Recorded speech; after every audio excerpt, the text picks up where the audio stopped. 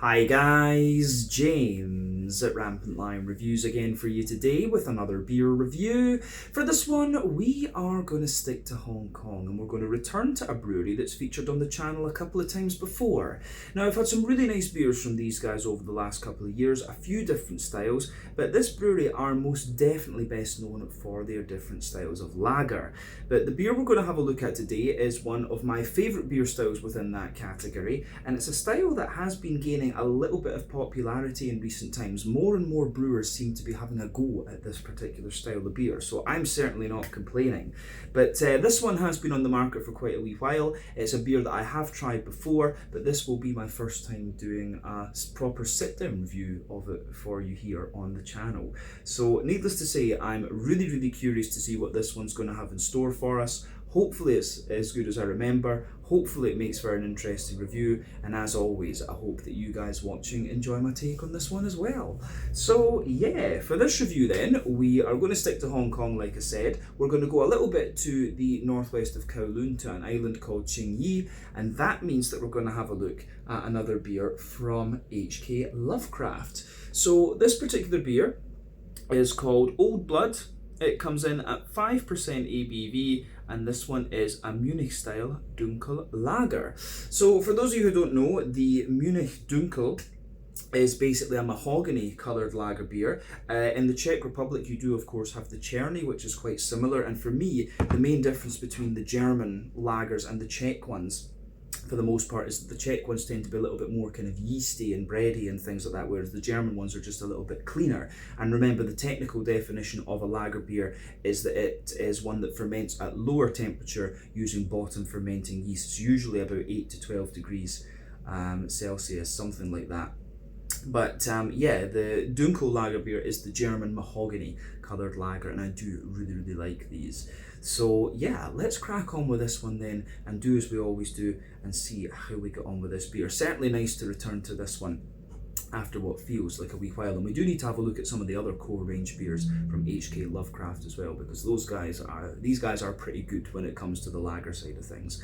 So yeah, as always with my reviews, I'll tell you a little bit about the brewery before we taste the beer. If you want to get straight to the tasting though, just fast forward. All the usual links can be found in the video description below. That's the brewery website, the link to my other reviews that I've done from HK Lovecraft before, and we will no doubt return to these guys again at some point in the near future because I do enjoy the beers. But there's all the usual social media down there as well. If you want to see more reviews, do please consider subscribing to the channel. The support that you give is massively appreciated, and remember, you can go into the channel homepage and search for beer using the geography tagging system. So just go in there, use the little search bar, put in your hometown, state, county, province, whatever you like. If I've reviewed beers from the area that you search for, they will pop up. Failing that, you can check out the playlist of beers from different countries. You'll find this one in the Hong Kong playlist along with a number of other things, and that's being added to quite regularly since I am based out here now.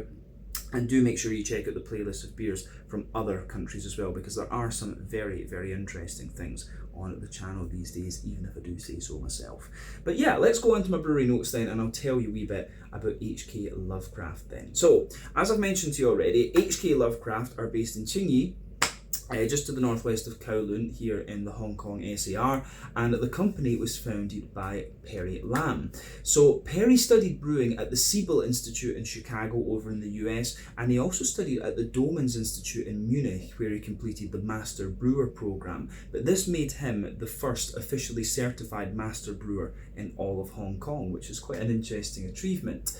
But the brewery is equipped with a 2,000 litre Braucon kit from Germany, and it focuses mainly on the production of lagers, but they have been doing a number of pale ales and other things in recent times as well. But Perry constructed the brewery with his own money, and they released their first beers in the summer of 2018. But over the years, Perry has continued to develop new recipes, and his beers have won a number of awards. And like I said to you, these beers that he does are pretty impressive, because what I always want from lager beers is ones that are close to what you would get flavour wise in Germany, Czech Republic, or even Austria, something like this. But yeah, these ones are pretty pretty damn close. But the brewery name, H.K. Lovecraft, is a play on the name H.P. Lovecraft, the American author who was instrumental in the cosmic horror genre. And it's said that the Lovecraftian genre centres around fear of the unknown, and the idea is that craft beer is not known to many, and this is reflected on the artwork of the H.K. Lovecraft labels. And I do have to admit, I like their artwork. I really do like what they do with these. But as of April 2024, when I'm filming this review for you, these guys have produced around 65 different kinds of beer according to Untappd, and that number will no doubt continue to increase as time goes on. But yeah, I think that's everything we can really say about H.K. Lovecraft for the moment. If you want to learn a little bit more about these guys, you can check out the brewery website, you can follow them on Facebook and Instagram to keep up to date with all the latest goings on, and you can check out the Rate Beer, Untappd and Beer Advocate pages to learn a little bit more about all the different beers that these guys have done. So yeah, let's get on and see what this beer is going to have in store for us. I'll just let you have a little look at the artwork on the can. Once again, there you can see the guy around the some sort of kind of bonfire and things, and then you've got, what is it, big, yeah, ghouls or something in the background. I'm really not sure actually, some kind of monster in the background there. But yeah, the artwork on this one is really nice. There you can see the Lovecraft symbol, plain black top on this one with a wee gold ring pull. The can designs, as I say, are very, very nice.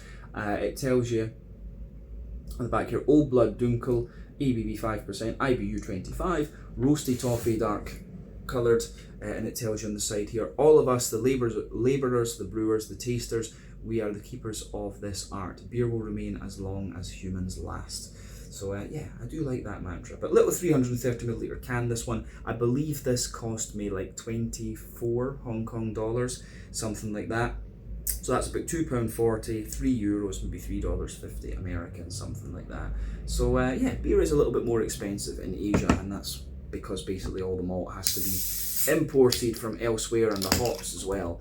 So yeah, you will pay a little bit more for your craft beer in Asia. But in Hong Kong we get good wages, so can't really complain. But yeah, 5% Dunkel, this one, the Old Blood from H.K. Lovecraft in Tsing here in Hong Kong. So there we go. As you can see, the beer has poured very nicely. Before the head disappears, we can see that this one poured with about a half finger of a frothy, I would say, kind of, yeah, a frothy, I would say, kind of, yeah, I would say slightly fawn coloured head there. Some medium bubbles on the surface of the liquid. It gets a little bit foamier the further up that you go. But yeah, the way the colour of this beer goes together is really, really nice. This is pretty much what you would expect of the Munich Dunkel. Some of the beers can be a little bit darker, some of them can be a little bit more red. Remember, the colour of your beer just depends on the type of malts that you use. The length of your wort boil as well is going to play a role. The longer you boil the wort, the more the sugars caramelise, and thus you get a darker colour of beer. Any barrel aging that you do or adjuncts you put into the beer will affect its colour as well. But yeah, you don't often have to care about that when it comes to Dunkel lagers, to be honest with you. But this one's got a lovely, nice kind of bright mahogany colour to it, especially when you shine the light through it. But I think to you guys, it's coming across as more of like a kind of dark chestnutty type colour. One or two big bubbles sticking toward the side of the glass, a few little ones going up toward the bottom of the head there. But it does look quite nice, this one, and as I say, pretty much what you'd expect from the style. Head has faded away to be pretty much not a lot, just a few little islands in the middle of the liquid there, and a sort of ring around the edge of the glass too. So yeah, I think that goes together really, really nicely, this one. Yeah, nothing else we really need to say about the appearance of this beer, so let's move on and have a wee look at the aroma. I'm very curious about this. It smells lovely. It does smell very, very nice. Yeah, could sit and smell this thing all day. One of my favourite beers in this particular style category would be the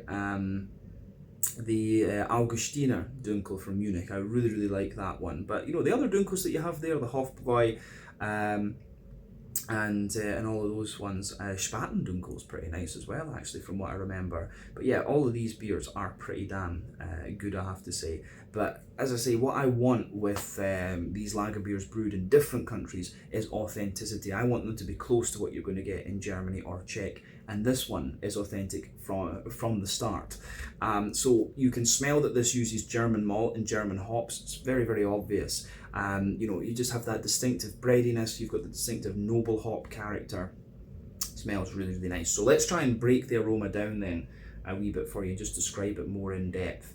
But yeah, aroma wise, this is absolutely lovely. You've got the lovely big brown bready notes, you've got a little bit of fruit, and then you've just got that wee bit of grassiness, everything that you want from this style. Yeah, so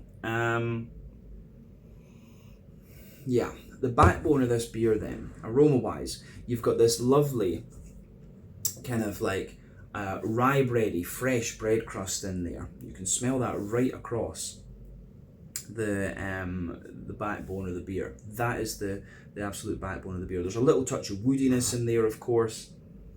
Yeah, little touch of woodiness, little touch of nuttiness. Lots of like sweet, oily German rye bread. You know, when I lived in Heidelberg, I loved drinking the Dunkel beers, and this one, you know, I loved the bakeries as well. The bread that you got in Germany, the pretzels and the pumpernickel and things like that was just brilliant. And this beer really gives you that big kind of German brown bready character in its malt base. Got a lovely bit of dryness to it, but still that wee bit of sweetness. You can smell above that, there's a sort of lighter, more kind of wholemeal bready character as well. And then above that, you start to get the kind of brown sugary notes coming out of this beer too. So yeah, very bready rye bread crust, rye bread, a little bit of woodiness, a little bit of nuttiness, wholemeal brown bread above that, toasty layer of brown sugar.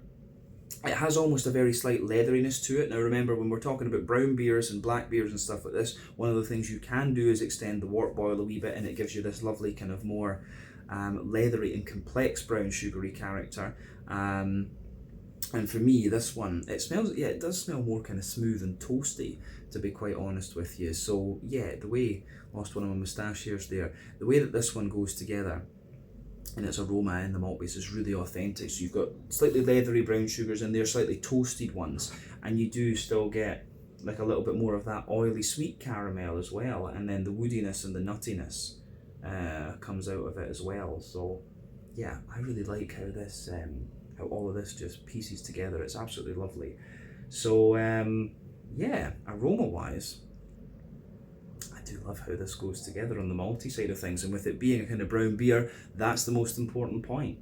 I don't know if there's really anything else we need to say about that, to be honest with you, other than that it takes you know, as you go further into it, you get a little bit more of the woodiness and the crackeriness and things kind of coming out of this one too. Yeah, interesting stuff. So on the hoppy side of things, this beer is pretty much what you would expect. It's got that typical German noble smoothness to it. When we say noble hops, we're talking about, you know, Hallertau and Tettnang region hops basically. So you get that distinctive smooth earthiness out of this one. There is a little bit of that slightly herbal, woody type character to them as well. And then you've got that little bit of floral aromaticity, but I would say the green component in this beer really leans more toward like a kind of fresh, wetly, you know, wet, freshly cut grass type character. So yeah, the way that that pieces together too is really quite nice. Yeah. Is there anything else we can say about the green component? I don't think so, to be honest with you. It's very, very smooth, gives the beer that little bit of freshness and things like that. You know, the Dunkel is not the most hop forward and zesty type of lager beer. It's definitely fair to say that. So yeah. On the fruity side of things, it's kind of pretty much what you would expect. You've got a lovely little bit of kind of sort of soft pear in there. There's a little bit of a dry, soft, peary kind of character. A little bit of sultana as well, I would say. Yeah, a little bit of kind of sultana type notes. Soft pear.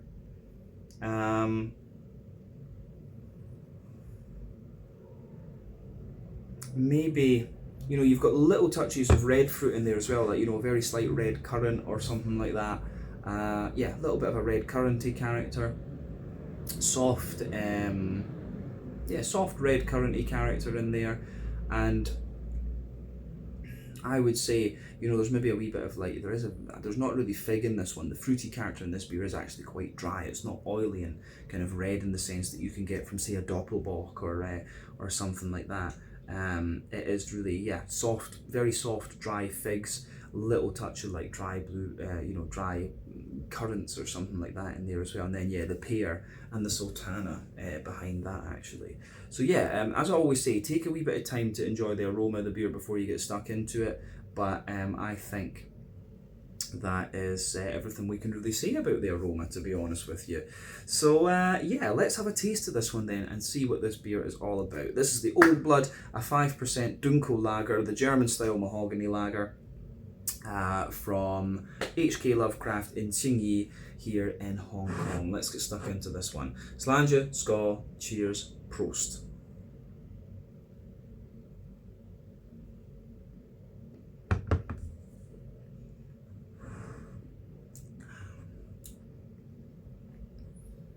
Yeah, pretty damn good, I have to say. But as I say, I know about this beer. I've had this quite a few times. Had it on tap actually, and it's one of the things about this one, you know, when you get lager beers in Asia, Hong Kong, for those that don't know, is pretty damn warm. It can be pretty damn humid. So what you're getting with this beer, straight up, is a beer that's true to style in terms of its flavour profile, but I would say this is a good little bit lighter in terms of its mouthfeel than what you're going to get in Munich. It just, well, maybe not lighter, but it feels that little bit kind of cleaner and that little bit crisper as well. It's maybe almost along the level of lightness you get out of this one is along the lines of what you would find from a Helles or something like that. So yeah, interesting stuff. I do like how this just all pieces together. Good. But yeah, flavour profile wise, and even the little kind of intricacies of the flavours are very true to style and very German. It does give you that distinctive little bit of dryness and crispness that you want from the German lager, as opposed to, say, the Czech Cherny, which is going to give you a really nice smoothness, actually. Yeah, good stuff. So big thumbs up to HK Lovecraft for this one. Let's break the beer down and describe it for you a wee bit more in depth, as we always do.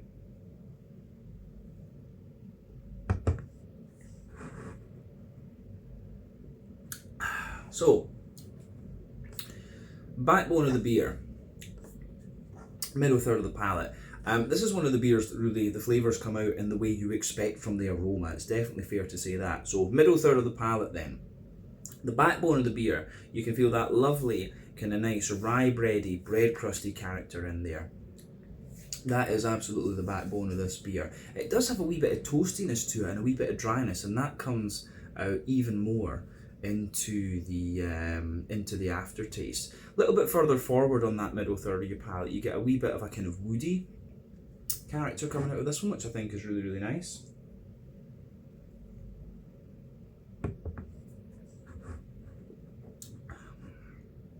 So yeah, the way that all of that pieces together, I think, really is great. I love that about this beer. So yeah, you get the woodiness, you've got the toasty rye bready bread crust there, the little bit of woodiness. When you go above that, you get the nice rye bready layer in this one, and the rye bread has a bit of that oiliness to it, but at the same time, it's still pretty dry, actually. So you've got that nice little bit of dryness in there, a little bit of oiliness. You can feel some kind of nutty character embedded within that particular layer of the beer, which I think is great.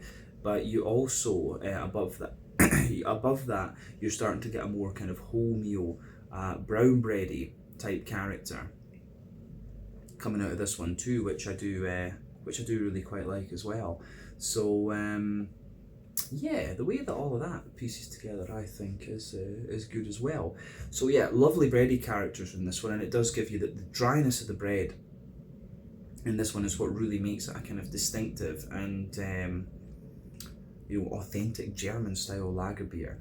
Above the kind of wholemeal brown bready layer, that's when you start to get the brown sugary notes out of this one. So for me, you've got a kind of layer of toasty brown sugary character coming out of this one. which is the backbone of that. Above that, there's a layer of a more kind of leathery brown sugar, and in the centre of your palate, I'd say there's a wee bit more of, there's like a circle there in the middle of the palate, and that's giving you a wee bit more of a kind of sweeter caramel, but it's still, as I say, quite toasty and quite dry. But the circle that I'm talking about in the middle of your palate is of course where the alcohol comes out of the beer. At 5% ABV though, this is not a beer that's going to blow the head off you, pardon me, in terms of its alcohol content. That's definitely fair to say. So yeah, it's good in that sense. I do like that about this one. Yeah, malty side of this beer, as I say, is pretty damn authentic. We've repeated that a few times now, but I think we've covered everything we need to say about the middle third of the palate with this beer. So let's go to the back third of the palate. And as I've often said, the back third of your palate is going to give you similar flavours to the middle third, just at different intensities. But do remember, sweeter flavours come out further forward on the palate, and drier and more bitter flavours tend to come out further back. So let's look at this.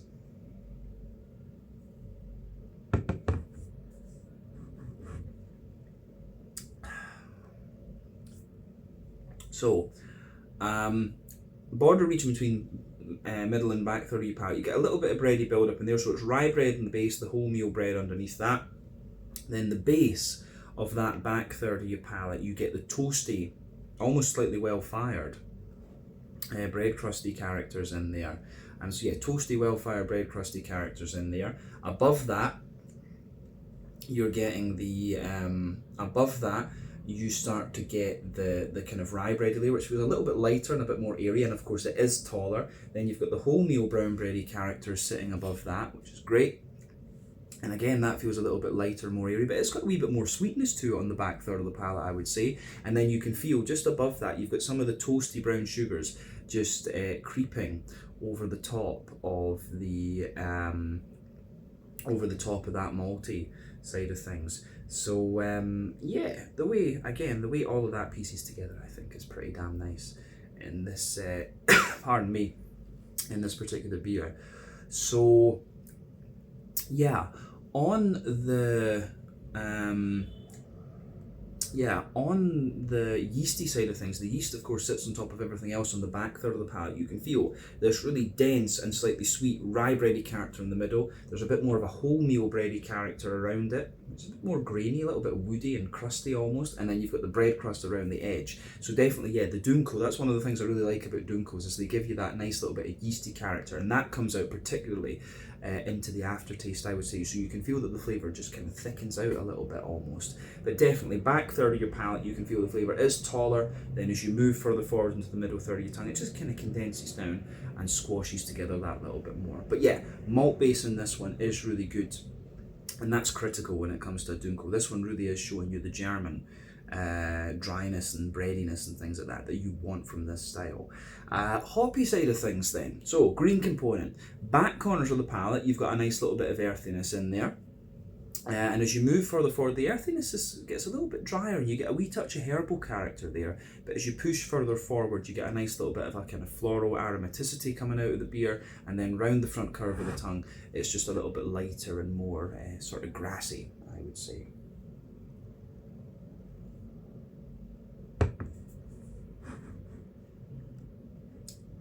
So yeah, a little bit of a lighter, more grassy sort of thing going on with this one, which I do enjoy as well. But yeah, very typical of your German kind of Hallertau and Tettnang type hops in this one.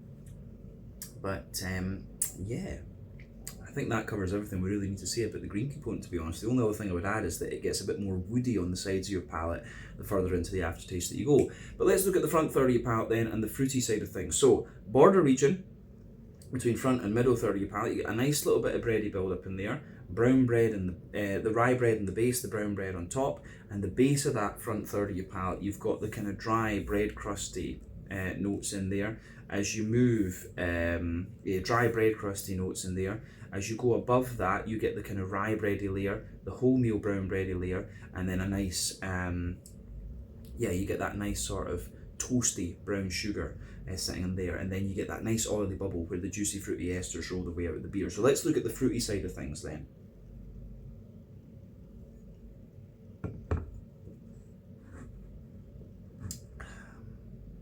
So fruity side of the beer.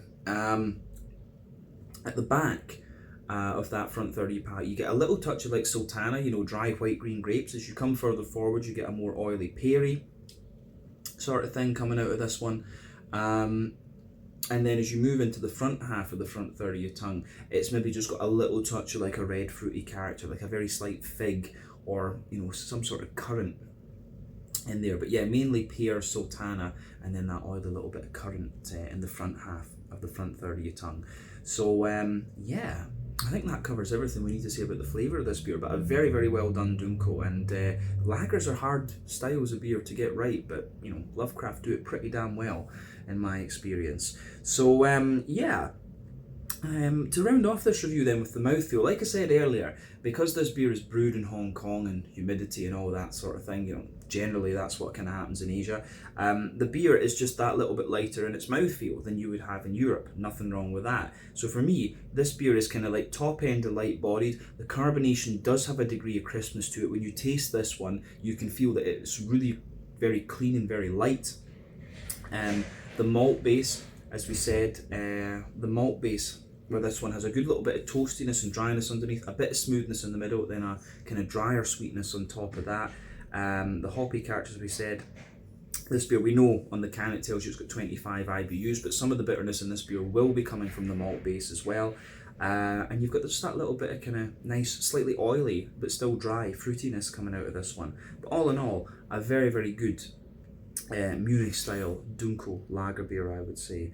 So yeah, I think we can leave it at that for this one. The only criticism I would have of this beer would be to do with the packaging. I think this one should be sold in either a half litre or a 440 milliliter can, but I think that's maybe to do with the marketing and stuff in Hong Kong, you know, the price point and things like that. So yeah, I do think at some point HK Lovecraft would do well to kind of upgrade to 440 milliliter cans at least when it comes to these. But yeah, they do sell everything in 330s, so it's understandable. And a lot of the a lot of the other breweries, such as Heroes and things, they're selling their IPAs in 330s. But I think when you're doing lagers, yeah, 440s or 500s are probably the better bet. But we'll see. The main focus should always be on the quality of the beer, but yeah, I would up the can on this one a little bit, but mainly that's just me. Love this style of beer and I want to drink more of it. But yeah, very positive experience once again from HK Lovecraft, and I do enjoy this beer.